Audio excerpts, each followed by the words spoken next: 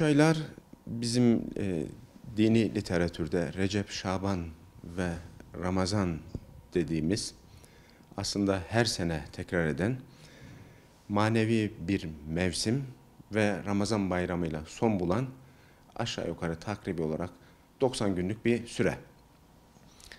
Bugün itibariyle 2022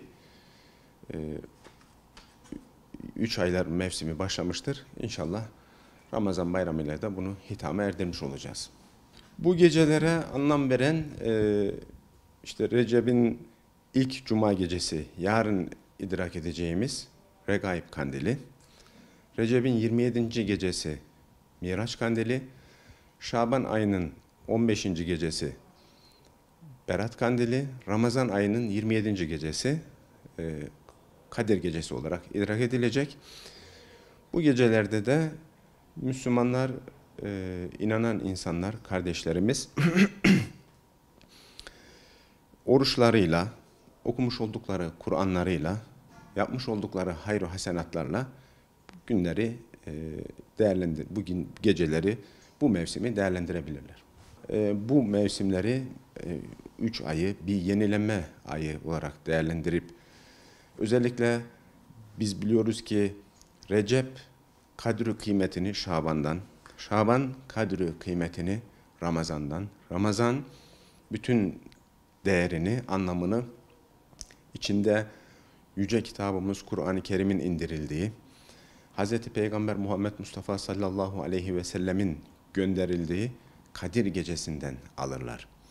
Dolayısıyla Kur'an ile olan ilişkilerimizi sağlam bir zemine oturturursak, Hz. Peygamber sallallahu aleyhi ve sellemi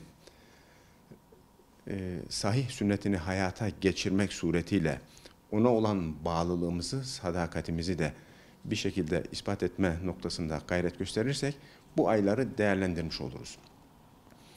Yoksa sadece 3 aylara endeksli veya sadece kandillere endeksli bir Müslümanlığın uzun vadede çok fayda sağlayacağı kanaatinde değiliz.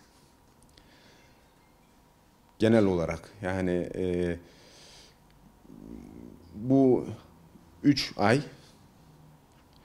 aylar hicri takvimden dolayı dikkatinizi çekiyorsa hep 10 gün erken gelir.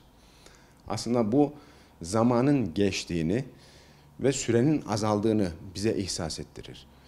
Yani bu modern dünyada hayatın akışına kendimizi o kadar çok kaptırıyoruz ki zaman hep tek düze gidecekmiş gibi bir düşünceye, vehme kapılabiliyoruz. Halbuki ölüm bize bir nefes kadar uzaktadır. Bunu düşünerek hareket etmeliyiz. Yaptığımız her şeyin muhakkak hesabını vereceğimizi düşünerek hareket etmeliyiz. Ve sürekli kendimizi 2 günü birbirine eşit olan ziyandadır buyuran Peygamberimizin bu hadiste ifade ettiği manaya uygun bir şekilde yenileyerek her gün daha fazla Allah'ın rızasını nasıl kazanabilirim derdiyle, gayretiyle çalışarak geçirebiliriz, değerlendirebiliriz. Yani.